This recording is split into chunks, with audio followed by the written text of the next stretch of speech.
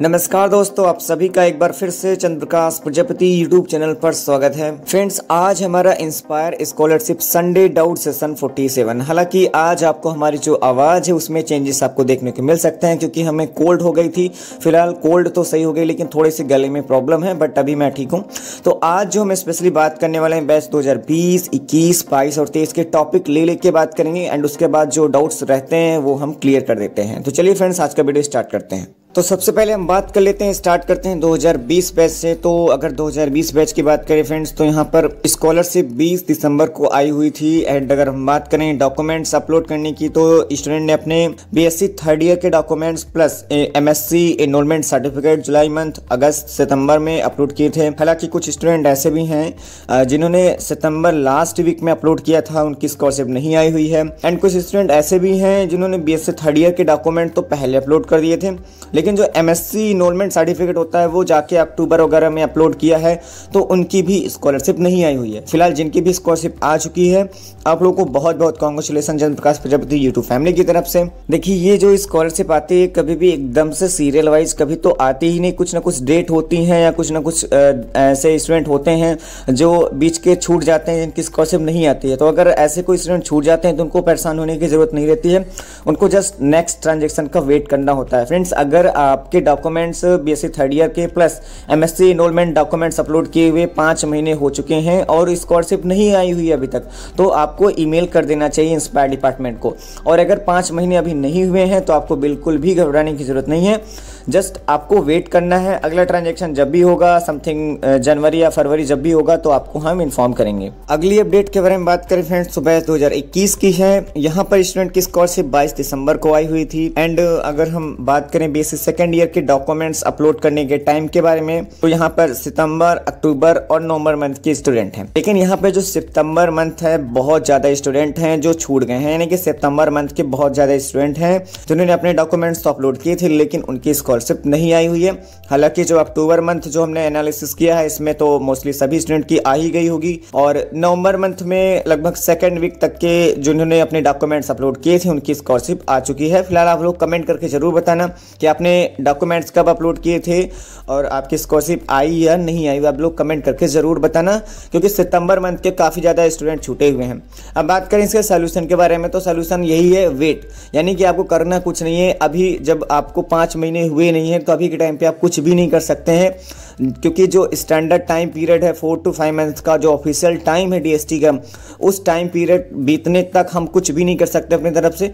तो आपको कुछ नहीं करना है, जस्ट सिंपल वेट करना है नेक्स्ट ट्रांजेक्शन का। एंड नेक्स्ट ट्रांजेक्शन अब देखते हैं जनवरी मंथ में कितने ट्रांजेक्शन होते हैं। जो भी ट्रांजेक्शन होते रहेंगे आपको बताते रहेंगे। तो जनवरी या फरवरी जब भी स्कॉलरशिप आएगी, आप लोगों को इन्फॉर्म करते रहेंगे। तो आप लोग चैनल पर एक्टिव रहिए। चंद्र प्रकाश प्रजापति यूट्यूब फैमिली की तरफ से आप लोग को बहुत बहुत कांग्रेचुलेशन बैच 2021 के स्टूडेंट जिनकी भी स्कॉलरशिप 22 दिसंबर को आ चुकी है। आगे बात करते हैं फ्रेंड्स बैच 2022 के बारे में। तो बहुत ज़्यादा स्टूडेंट जो परेशान है कि डॉक्यूमेंट्स अपलोड किए हुए काफ़ी टाइम हो गया, लेकिन अभी तक स्कॉलरशिप सैंक्शन नहीं हुई। हालांकि बात करें सबसे पहले जो स्कॉलरशिप सैंक्शन हुई थी बैच 2022 की, तो 19 अक्टूबर को हुई थी, और उसके बाद 8 नवंबर को तुरंत ही सैंक्शन हो गई थी, बहुत ही कम दिनों में।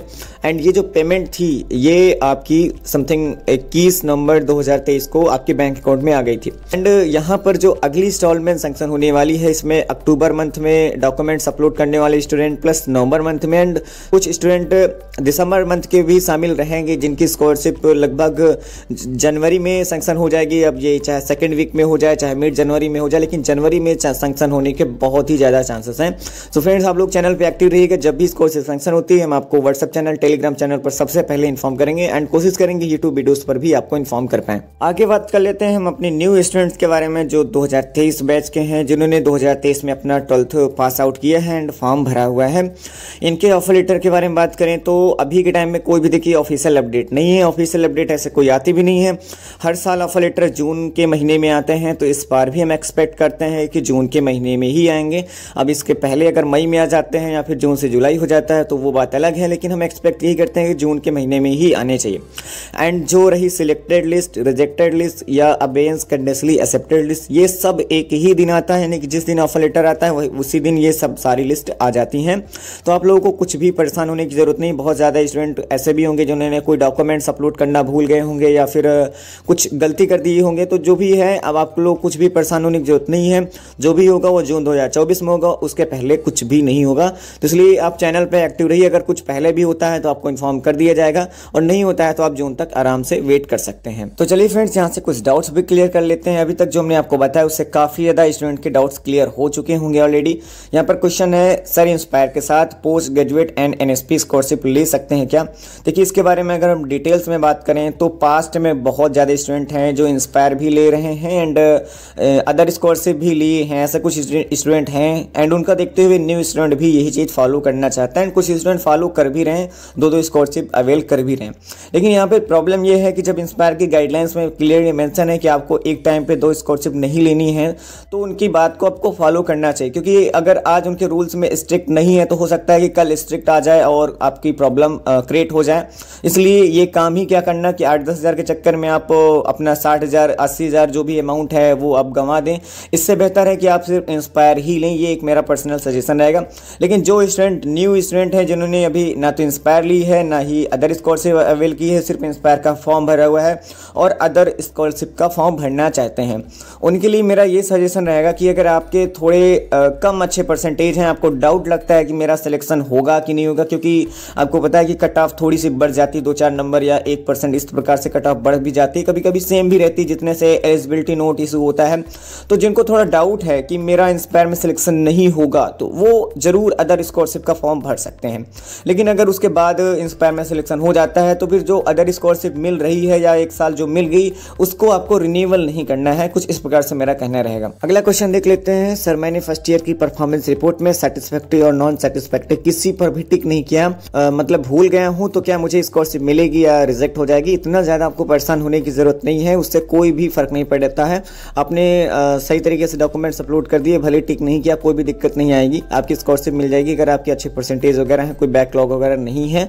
और कुछ स्टूडेंट ये भी पूछ रहे थे बैच 2022 के कि जो परफॉर्मेंस रिपोर्ट होती है उसमें सेशन क्या डालना है, तो उसमें सेशन 2022-23 डालना है अगर आप बेसिक फर्स्ट ईयर के डॉक्यूमेंट अपलोड कर रहे हो। सम स्टूडेंट ऐसे होंगे जिन्होंने 2023-24 भी डाल दिया होगा, तो ये वीडियो देख के काफी परेशान हो जाएंगे, तो परेशान उनको होने की जरूरत नहीं रहेगी। 2023-24 भी डाल दिया तो भी कोई दिक्कत नहीं है, वो भी आपके डॉक्यूमेंट्स अप्रूव्ड हो जाएंगे। अगला क्वेश्चन देख लेते हैं। भाई, परसेंटेज ऑनर सब्जेक्ट की देखी जाती है या टोटल मार्क्स जो आया है उसकी?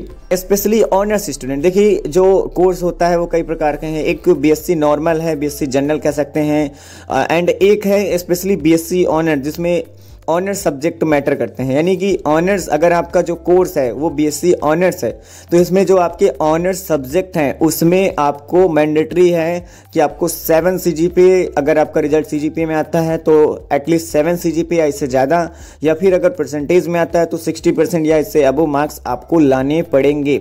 और जो और माइनर वगैरह सब्जेक्ट हैं उसमें फर्स्ट अटेम्प्ट में आपको पास आउट होना पड़ेगा। ये डीएसटी की टर्म्स एंड कंडीशन है।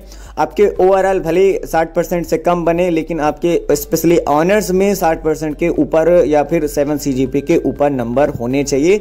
ये जो मैं आपको बता रहा हूँ ये ओनली बीएससी ऑनर्स स्टूडेंट के लिए, ना कि बीएससी प्लेन कह सकते हैं, बीएससी जनरल या फिर बीएससी नॉर्मल, उनके लिए नहीं बता रहा हूँ मैं। अगला डाउट देख लेते हैं। डेली कोई ना कोई स्टूडेंट मैसेज जरूर करते हैं इस डाउट से रिगार्डिंग।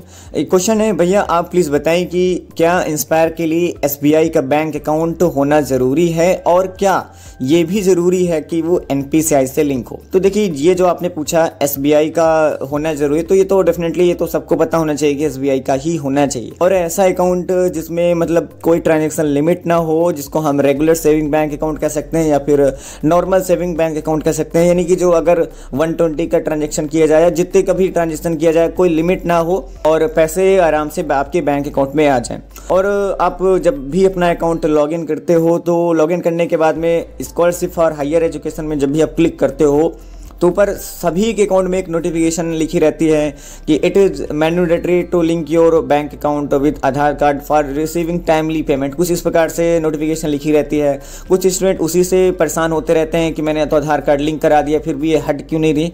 अरे वो सबके लिए, किसी के लिए हटेगी नहीं, वो बाई डिफ़ॉल्ट ही रहती है। बस DST के प्रकार से कहना है कि आपका बैंक अकाउंट आधार कार्ड से लिंक होना चाहिए कि टाइमली आपको पेमेंट मिल जाए। बट उन्होंने कहीं पर भी ये नहीं मेंशन किया कि नहीं आपका NPCI से लिंक होना चाहिए। बहुत सारे स्टूडेंट हैं जिनका NPCI जो बैंक रहता है वो किसी दूसरे से लिंक रहता है। जैसे किसी का बैंक ऑफ बड़ौदा है तो उन्होंने जब बैंक ऑफ बड़ौदा के अकाउंट ओपन करा है, जो आधार मैपिंग होती है वो उसी से बैंक से हो गई। बाद में उन्होंने SBI का ओपन करा है तो उसमें हुई ही नहीं, उसमें खाली आधार कार्ड लिंक है, फिर भी उनकी स्कॉलरशिप आई। तो ऐसा कुछ भी नहीं है कि आपको इतना ज़्यादा परेशान होने की ज़रूरत है। जिनका अगर NPCI SBI का लिंक है तो अच्छी बात है, लेकिन जिनका लिंक नहीं है उनको परेशान होने की ज़रूरत नहीं है। अगला डाउट देख लेते हैं फ्रेंड्स। यहाँ पे इन्होंने पूछा हुआ है, भैया प्लीज़ रिप्लाई। मैंने ई मित्र वाले से सेकंड ईयर की मार्कशीट और परफॉर्मेंस रिपोर्ट कल अपलोड कराई थी। मैंने जब अपना अकाउंट आज लॉगिन करके देखा तो उसमें CGPA मार्क्स वाले ऑप्शन में सभी में मार्क्स फिल किया है, बट वन ऑप्शन में CGPA सिलेक्ट दिखा रहा है। देखिए ये डाउट काफ़ी ज़्यादा स्टूडेंट पूछ रहे हैं। पिछले संडे डाउट सेशन में भी हमने इस डाउट को लिया था एंड इसमें भी ले रहे हैं, क्योंकि स्टूडेंट की प्रॉब्लम मतलब ना होते हुए भी प्रॉब्लम बनी हुई है।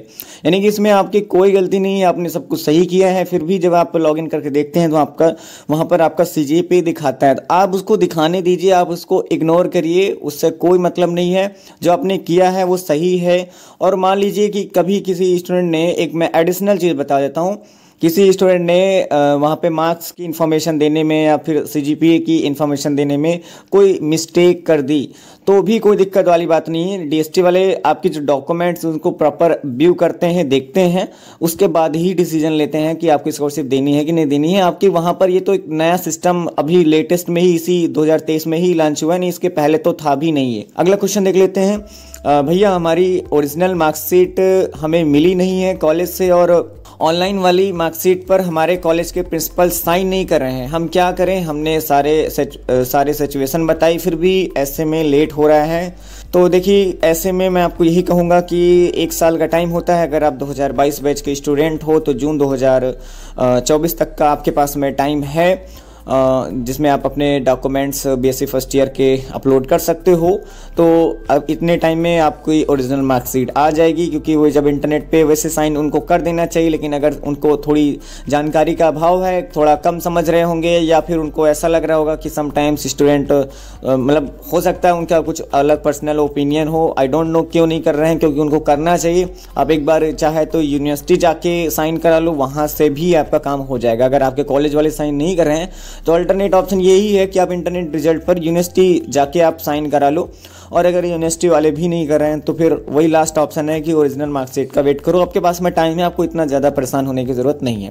अगला क्वेश्चन देख लेते हैं। भैया मेरा एग्ज़ाम ईयरली होता है बट मेरे रिजल्ट में 7.75 SGPA लिखा है। देखिए DST में जो CGPA मांगता है उसका क्या मतलब है?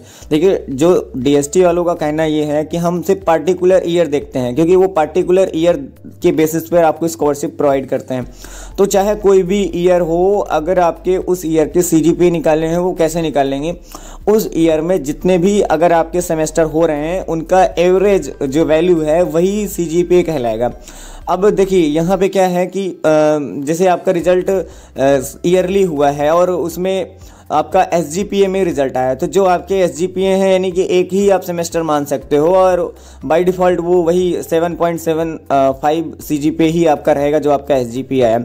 जब आपका सेकंड ईयर आएगा तो उसमें भी आपको ईयरली वालों को ज़्यादा दिक्कत नहीं होती है।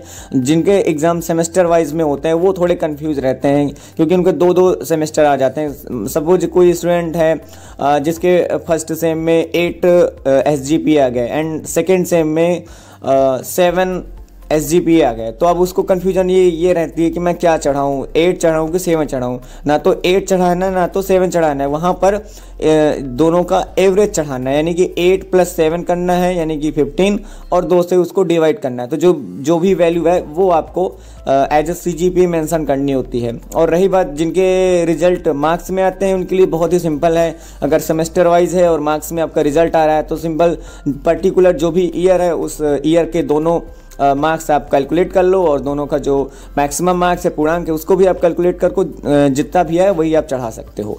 अगला डाउट देख लेते हैं। और नीट की वजह से मैं नेक्स्ट ईयर कंटिन्यू नहीं कर पाऊंगी, आधा डाउट तो उन्होंने पूछा हुआ है। स्कॉलरशिप परफॉर्मेंस रिपोर्ट में डिसकंटिन्यू पे टिक करने से फर्स्ट ईयर की स्कॉलरशिप रुक तो नहीं जाएगी। आपको डिसकंटिन्यू पे किसने टिक करने के लिए बोला? आपको कंटिन्यू पे ही टिक करना है। मेरी 7 CGPA से ऊपर है, बिल्कुल आपकी 120 की आ जाएगी। आगे आप कंटिन्यू अपनी पढ़ाई करो या ना करो वो बात की बात है, लेकिन आपको कंटिन्यू पे ही टिक करना है परफॉर्मेंस रिपोर्ट पे, डिसकंटिन्यू पे नहीं टिक करना है। अगला क्वेश्चन देख लेते हैं। सर मैं 2022 बैच का स्टूडेंट हूँ, मैंने NSP स्कॉलरशिप भरी थी और मुझे मिल भी गई, इंस्पायर में भी नाम आ गया है, तो क्या मुझे अब इंस्पायर स्कॉलरशिप के पैसे कम मिलेंगे? इसके रिगार्डिंग ऑलरेडी हम डिटेल्स में आज डिस्कशन कर चुके हैं। मैं यही कहूँगा कि आपको अब रिन्यूअल वगैरह नहीं करना है, ओनली इंस्पायर ही लेनी है। और जैसा कि आपने यहाँ पे पूछा हुआ है कि अब इंस्पायर स्कॉलरशिप के पैसे कम मिलेंगे, तो ऐसा कुछ भी नहीं है, आपको पैसे पूरे मिलेंगे। तो चलिए फ्रेंड्स, आज का डाउट सेशन बस यहीं तक। अगर आपके मन में कोई डाउट है तो आप इसी वीडियो के नीचे कमेंट कर सकते हो। नेक्स्ट संडे डाउट सेशन में जरूर हम उसको दिखाने की कोशिश करते हैं। फ्रेंड्स आई होप कि आपको आज डाउट सेशन पसंद आया होगा। फ्रेंड्स वीडियो को लाइक करें, शेयर करें, चैनल पर न्यू तो चैनल को कर लीजिए सब्सक्राइब। तो फ्रेंड्स मिलते हैं नेक्स्ट वीडियो में।